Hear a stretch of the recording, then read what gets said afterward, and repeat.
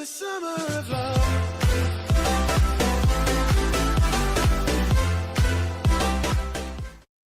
Alright, what's up, everybody? It's Rexbro here. Today we are back for another Yu-Gi-Oh! Deck profile. Today's deck profile is, of course, Kaiju World Chalice. This is an update video, I suppose, to this deck profile, kind of. Yeah, new ban list, so of course I have to do this, but that's not the reason why, because I wasn't planning on doing another World Chalice deck till after I attended the regionals that I planned to go to, but World Chalice won YCS Bochum, the biggest European tournament they've ever had, apparently, or YCS at least, the biggest YCS they've ever had over in Europe.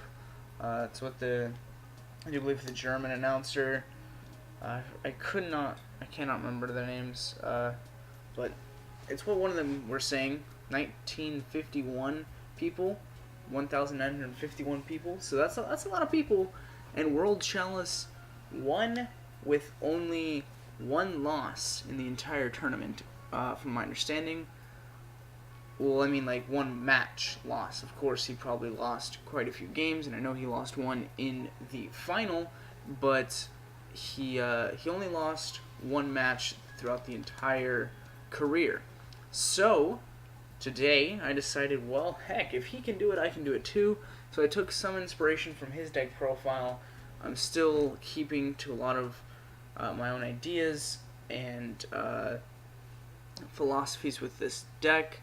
Have changed a few things now that I've seen him play and how the deck really cooperates with the current meta. So let's jump right into this. So we have 2 Venus. He opted to play 3. I like it at 2. I feel like at 3 it bricks because I know that whenever I play 3 I tend to draw my second one, or I'll draw into a second one, and I never want to do that. Like, I never want to see more than one copy of this in an entire game, and I would run it at 1 if there was a more consistent way to get it out, but transmodify and just drawing into it is really the only ways, so I think having 5 copies of it in the deck is plenty, because we never want to see multiples. So next we have 3 Shine Balls. It's basically what it shits out. Nothing more than that. It's just link material.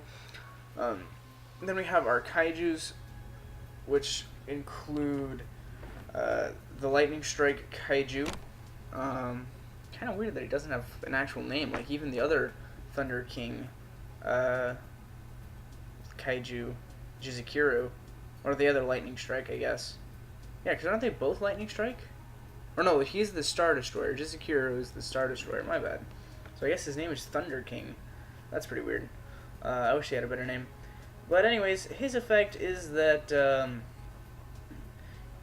whenever you can remove 3 Kaiju counters from your field spell to get 3 attacks on monsters this turn with this dude only. And also, your opponent can't activate any of their cards or effects for the rest of the turn.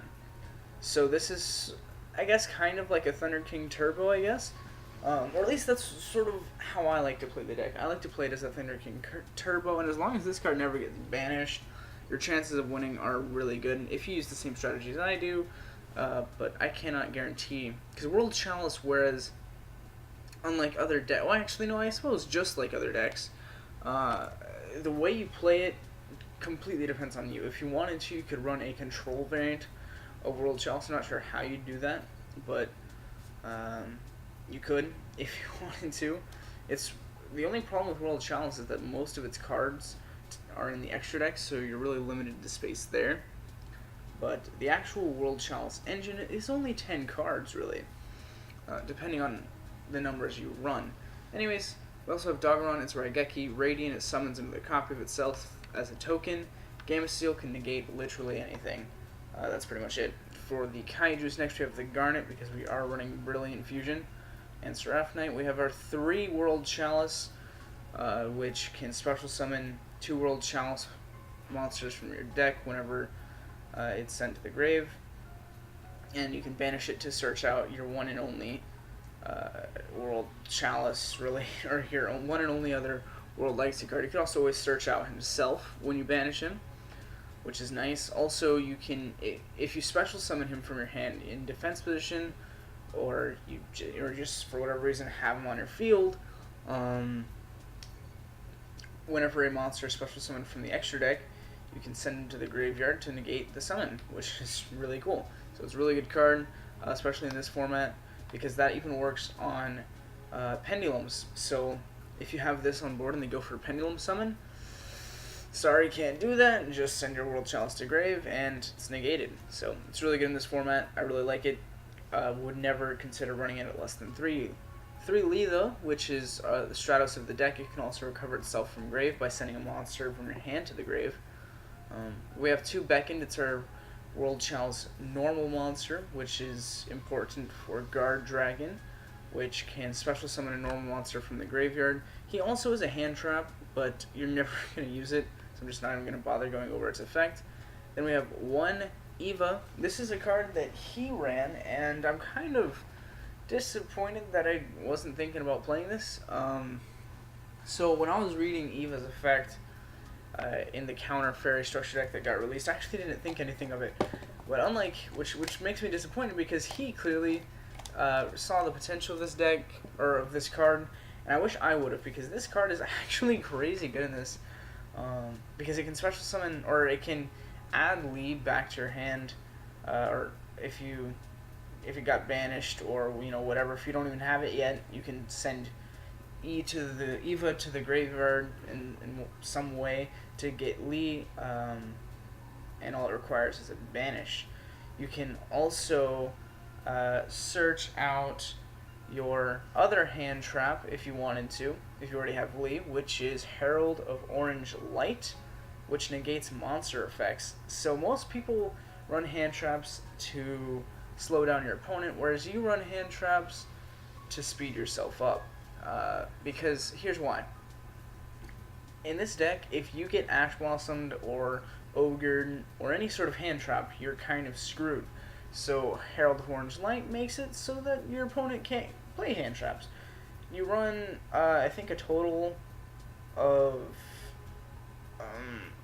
9 fairies plus the other 2 of your heralds. So a total of 11 fairies whenever you're having, 13 in total, but if you say you have a herald in hand, you have 12 other targets that you can use to negate the activation of any of your opponent's monster effects, particularly their hand traps. We also have the 3 Brilliant Fusion. You can also use this as material for Ningirsu if you wanted. I thought about running it at 2, but having the consistency of 3 is really nice, and having fodder for Ningirsu isn't that bad. 3 transmodify to search out, or to special summon Venus. That's pretty much it. That's its only use that I can think of.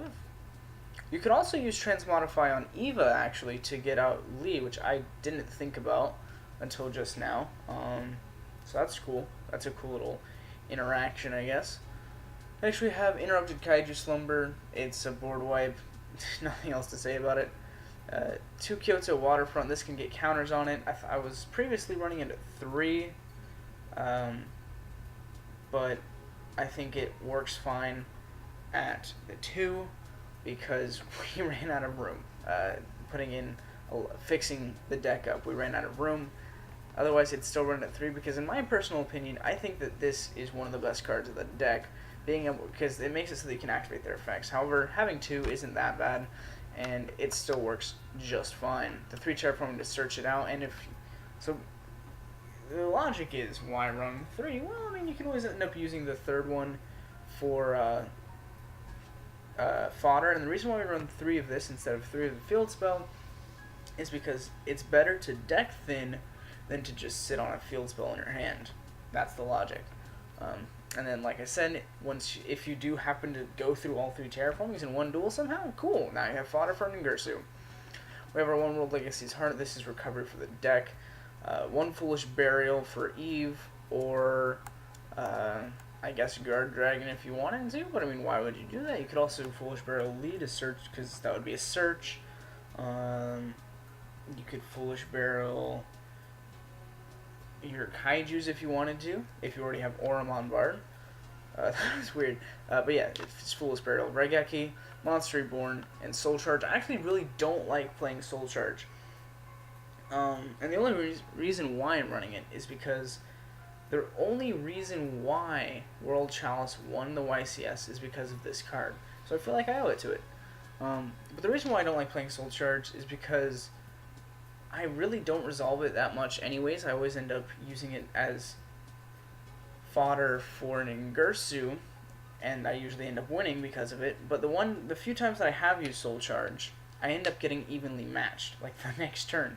So I don't know. I have mixed feelings about this card now, but hey, if it won YCS, it's good enough for me. Then we have Seraph Knight. We only have the one because we only have the one Garnet. Tornado Dragon and Baguska. So obviously we only have the 2 level 4, so you're going to choose into which one. The reason why I have 2 rank 4s is because I couldn't decide between the 2, so I just made room for both.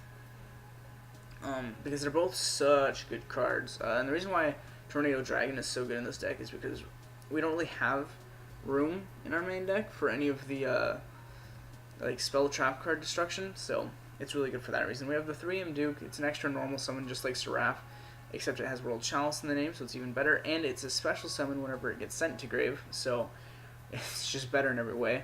The one Link Spider,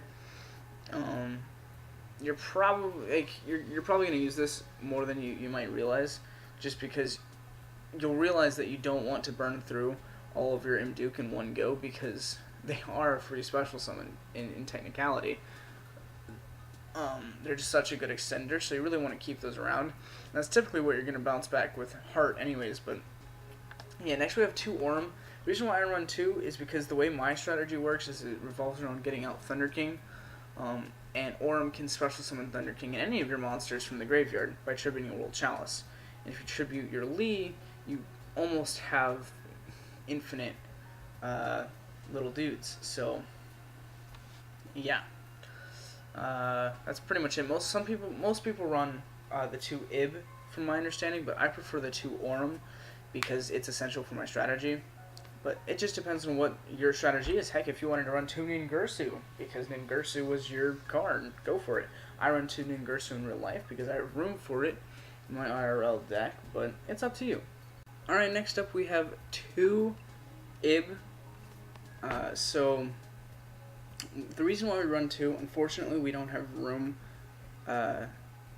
for all of what I wanted, and as you guys saw, I sort of just cut out a Decode Talker for the second Ib because I ultimately decided in the middle of this deck profile that I was tired, because oftentimes what would happen is I would end up having to rely on Aurum to, when I was only running 1 Ib, I'd have to use Aurum in order to get the Ib back, and I'd waste the first Aurum. So I decided it'd just be better to run 2 Ib. So, boom, 2 Ib, there you go. Bada bing, bada boom. Next up we have an Ngursu. One of the cards that it really made me want to run this deck is the fact that it can be a draw 3 for free, pretty much. Also, non-target removal, so it's crazy good. Borolo Dragon, just such a good card. Same with, I shouldn't have to explain myself on these 3. They're staples in any Link spam deck, especially this one now. Saryuya, I think that's how you say it, Saryuya? Or maybe it's Saryuha? I don't fucking know. But it's a draw 4, so bada bing, bada boom. Also, you get all those other effects too, because you're probably going to be summoning it. Well, you're always going to be summoning it with at least 3 monsters, but you're going to try and get 4 monsters, or the different monsters, I guess, but since they all have to have different names anyways. So yeah, I hope you guys enjoyed this deck profile, and if you did, please leave a like, comment, and subscribe if you haven't already. Let me know what you think of this deck, and whether or not you play it, and if you do, what do you do differently? Thanks for watching, hope to see you next time, and as always, have a roaring good day.